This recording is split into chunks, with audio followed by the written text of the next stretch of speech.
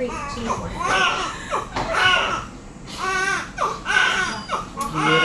Baby's happy. Baby's happy.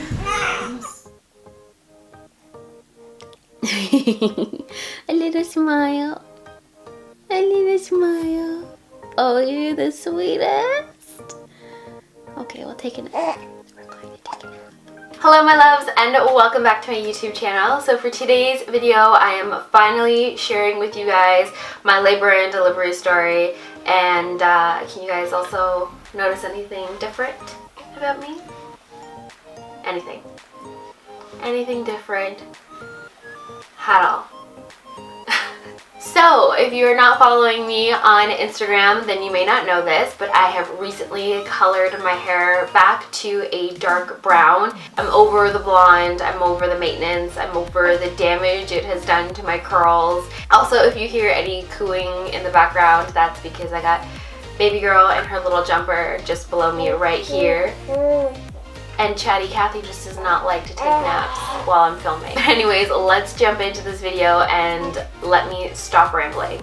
So, my water broke at 39 weeks and 3 days on July 26th at 1 o'clock in the morning. I had woken up with this like super urge to go pee. Not anything unusual because when I was pregnant, I literally needed to pee every 5 minutes. I went to the washroom, came back to bed, and as I was crawling into bed, I felt this really strange pop feeling. I honestly have no idea how else to describe it. It literally felt like one small little piece of bubble wrap was in my belly in the top right corner and it had been popped. And as I started to settle more into bed, I felt this kind of leaking going on down there, and that again to me was even more weird because I had literally just gone to the washroom. I kind of sat back up into bed and I was like in my head trying to figure out what's going on. At this point I had woken up my fiance and he had asked me what was going on, and I told him I think my water broke but I'm not 100% sure. Now keep in mind, at the beginning of July we did have a bit of a scare where I thought my water had broken. We went all the way to the hospital just to get tested and find out that it was a false alarm. So I was really confused. I didn't want to go back to the hospital for just another false alarm. I was super emotional, just completely exhausted, wanted this baby out so badly. And so I had gotten back up to try to figure out what was going on. At this point I'm like swaying side to side, moving around, trying to get the baby to move to see if anything else would come out. And as I was moving around, I felt her move, and then I felt a little trickle, and I was like, okay, something is definitely up. I went back inside the bathroom. This time I turned the lights on to check and see what was going on, and I tried to pee and nothing would come out. So I was like, okay, I know I'm definitely not peeing myself. There has to be something going on. I then went to a wipe and I took a look at the toilet paper to see if there was anything that I may be able to notice on there while I wiped. And when I took a look, I noticed that there was like the faintest amount of pink. And I was like, that is really weird. So I looked down in the toilet and there was like a little bit more pink, and I was like, okay, something's definitely up. I shouldn't really be spotting unless, you know, my water has broken or unless I'm losing my mucus plug. So I called my midwife just to be sure at 1 o'clock in the morning. Poor girl, God bless her soul. Honestly, midwives have the hardest job in the world. So God bless her, but I called her at 1 o'clock in the morning and I was like, I think my water had broken. I'm not 100% sure at this point. What should I do? And she had recommended that I put a pad on, and she's going to check with the hospital to see if there was a space available for me to come in to be checked, and she would call me back. So I did exactly what she said. I put a pad on and I just kind of was like standing in my kitchen at this point because I didn't really know what to do. I know at this point I probably should have tried to go back to bed, but I literally could not. I was so anxious and I was so nervous and I was like literally shaking at the time. So I'm standing in my kitchen and I'm kind of swaying back and forth, trying to get her to move and see if anything else would happen. And then as I was doing that, I felt this like super urge to go pee. It's now probably 1:30 in the morning, and honestly, I literally had just gone and peed 30 minutes ago. I hadn't drank any water, hadn't done anything, so there would be no reason for me to have to go pee. So I like literally waddled as quickly as I could to the washroom to go pee. And as I was pulling my leggings down, I felt this like super gush and my entire lower half was soaked. Like, soaked through the pad, my underwear, my leggings, down my legs, soaked. And then I sat down on the toilet and even more water just kept coming out. And I was like, okay, water's definitely broken, time to go to the hospital. But at the same time, I also noticed that my water had like this greeny, like very light, faint green color to it. And it had this smell, and honestly, the best way to describe this smell is baby poop. It literally smelled like baby poop. And I knew instantly that she had pooped inside me and that she needed to come out ASAP. And my whole labor and delivery plan or dream or idea has just gone right out the window. So at this point, my fiance has already started packing up the car and getting everything ready to go. And my midwife had just called me back as I had finished in cleaning myself up in the washroom. And I told her, yes, my water has 100% broken and I think that there is meconium in it. So she was like, hey, you need to come in right away. I didn't leave the house till about 2:30, 2:45, and then we got to the hospital at 3:10, I want to say, or 3 o'clock. So we get to the hospital. At this point, my contractions are pretty mild. They don't really feel that intense. They're definitely manageable. I was able to breathe through them and I was able to walk through them, so I knew I couldn't have been that far along. We then made it to the midwife unit in the hospital that we were going to and got checked in, and I handed my midwife, my soaked pad, as gross as that may sound. There's going to be a lot of information in here that you guys may not want to know, but this is kind of what childbirth is all about. So, sorry, but I handed my midwife my pad and she looked at it and she was like, yep, your water has definitely broken and there's definitely meconium in it, so now you have to be induced. Meconium in your water can be harmful for the baby if they are inhaling it, and that gets into their lungs and it can cause respiratory issues, so we needed her out ASAP. So as she's ordering for my induction medication to come in, she also checks my cervix, and we find out that I am only 1 centimeter dilated at this point. 1 centimeter. We had a long way to go, my friends. A long way to go. So we then get checked into our room, and within 2 minutes of being in there, my induction meds come in. I have a catheter inserted into my wrist, and we start the whole induction process with oxytocin. With the induction medication, they slowly started to increase the dosage that they were giving me to kind of speed up the process and just to make sure that I didn't have any allergic reactions. And as the dosages increase, my contractions start getting more and more intense, closer and closer together, and they were starting to get a little bit harder for me to get through. Because I had to be induced and because there was meconium in my water, I couldn't labor the way I wanted to. So I couldn't use the pool to relax. I couldn't use certain equipment. I was pretty much attached to a pole, and I got a birthing ball and a peanut ball, and that was pretty much it. The contractions were getting pretty strong, and I tried the birthing ball. I tried laying down with the peanut ball. I tried walking, I tried swaying, I tried everything that I was able to do while being attached to a pole, and it was just getting more and more and more intense. And as the hours started to go by, I was like, okay, I have to be further along now with the induction medication. Everything just felt really strong and really intense, so I knew for a fact that I had to have been further along. In my head, I was like, I have to be there, it has to be there, it has to be time to push down. So because I was laboring in a hospital, the midwives have a hospital nurse that kind of assists them with the labor delivery, and my midwife at this point had to step out to check on another who was giving birth, and so a nurse came in to check on me and check my cervix. At this point, I knew 110% that I was not gonna like this nurse. She just had something about her that kind of rubbed me the wrong way, and I really wish that I had said something or asked for a different nurse. But I'm the kind of person that's like, I don't want to be confrontational, I don't want to be rude, so I'll just kind of suck it up and take whatever happens and just so I don't hurt somebody else's feelings. Ladies, don't be like me. If you are giving birth and you feel uncomfortable with the doctor, the nurse, or anything, please say something. I strongly recommend saying something. Yes, exactly. That's exactly what should have happened, right? Do you want to say hi? You want to say hi? So I asked her to just check my cervix, see how far along I was, because my contractions were really close together, they were really intense, and I was getting a very little break in between. So in my head I was like, you know, I have to be further dilated, it has to be time. So the nurse lays me down in the bed and she positions me to check my cervix, and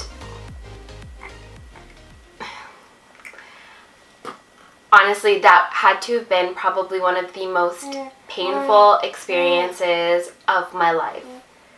I honestly have no idea what it was. Like, I've had my cervix checked before and it did not hurt the way that this hurt, and it kind of felt like the nurse was doing a stretch and sweep. She was in there for a lot longer and it was a lot more painful than any cervix check I have ever had. So I instantly asked her to stop. I was like, can you please stop, please stop, please stop. And she literally would not stop. And it got to the point where I was, where are you going? It got to the point where I was bawling my eyes out, literally in tears, heaving, screaming, begging her to stop. I'm gonna get emotional. Begging her to stop, and she wouldn't stop, and the pain was just radiating throughout my entire body. And of course I'm having contraction on top of contraction, and she just kept going and going and going. And eventually she stopped, and I literally wanted to curl up into the fetal position and just cry. I cried and I cried and I cried, and the whole time she was doing the stretch and sweep, she just kept saying that she needed to do this. But at the same time I was like, in no way, shape, or form did I ask you to do a stretch and sweep. I asked you to check my cervix and tell me how far along I was dilated. That's it. All I wanted to know was how far along we had come with the whole induction thing. I just remember the look on my fiance's face. He just looked so terrified, and he hates seeing me in pain.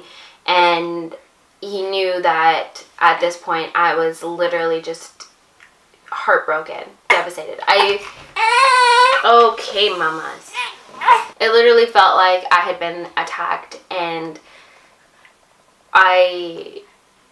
words cannot describe how I felt in that moment. And after the nurse had left, I just remember turning to my fiance. I was like, I want the epidural. Like, I want to be numb. I don't want to feel this anymore. I don't want to feel anything anymore. At that point, I had literally just checked out of my labor and delivery. Literally within like 2 minutes of me saying that I would like the epidural, the anesthesiologist was in my room and the epidural was administered, and I was handed this button to press every time I would like to receive the drugs. So with that epidural, I numbed myself to, I think, the point where I could still feel some of the contractions, but they weren't as intense, and it allowed me to take a nap, which at that point was crucial because I had only had like 2 hours of sleep before going into labor. I was just exhausted, like mentally and physically exhausted.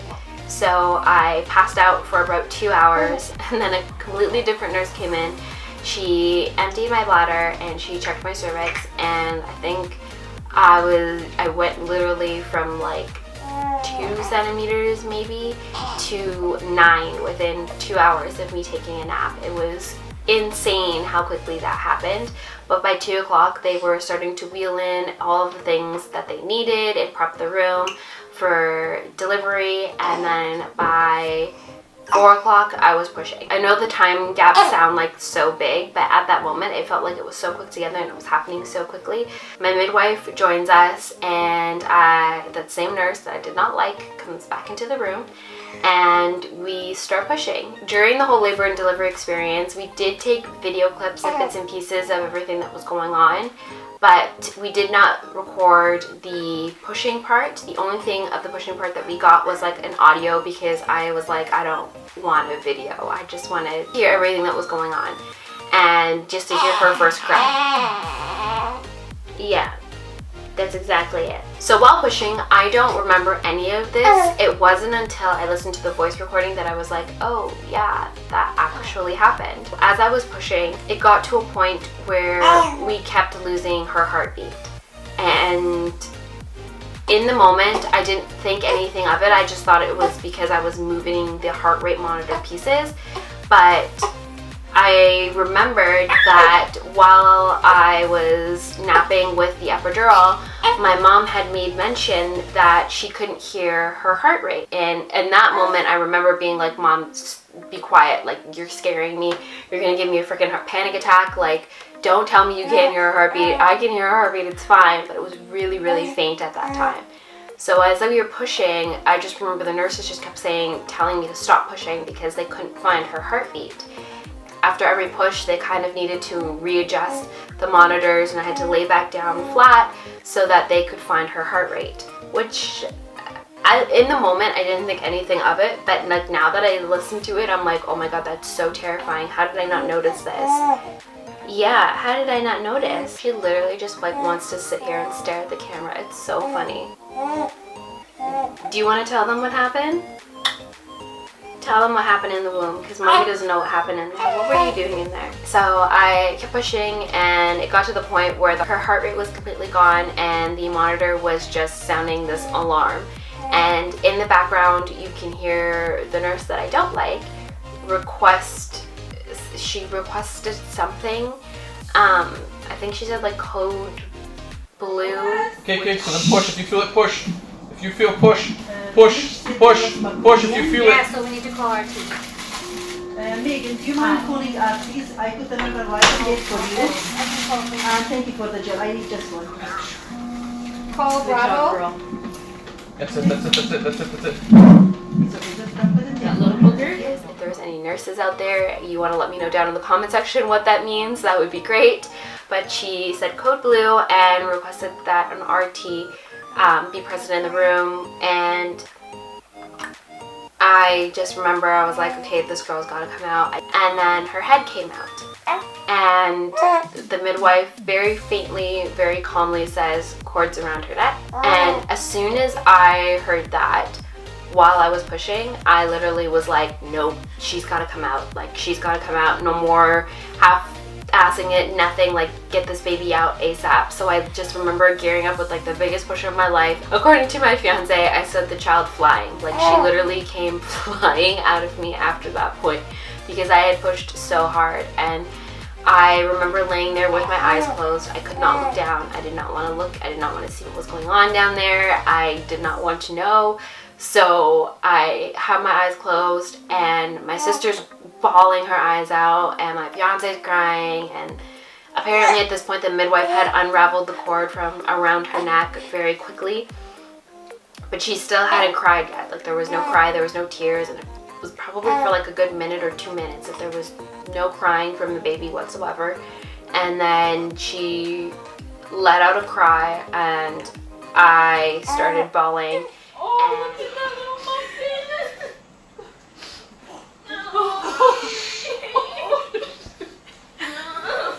You guys made that. Holy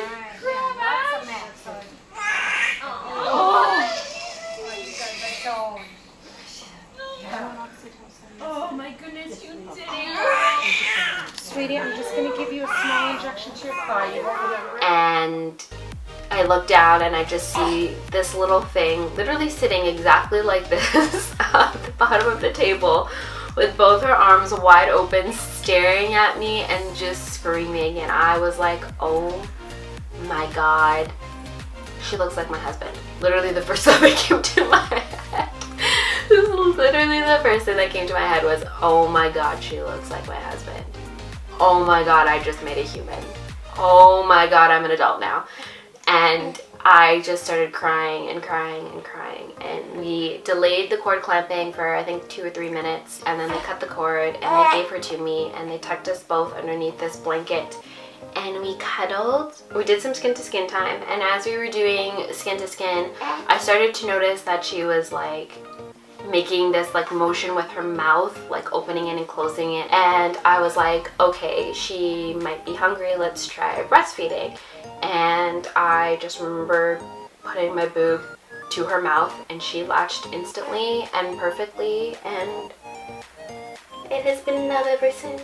And that was pretty much it for labor and delivery. Thank you guys so much for being patient with me and for joining me on this journey. If you would like to see more updates, postpartum updates, to see how much my body has transformed from birth until now, I strongly suggest following me on Instagram. I have a highlighted story that you guys can check out and see how much my body has changed, and I have a huge highlighted story all about everything that's been going on with this girl for the last 2 months that she has been alive. Definitely check out my Instagram if you have not already. I love you guys so much, and remember to give this video a big thumbs up if you enjoyed it, and I will see you next time. Bye!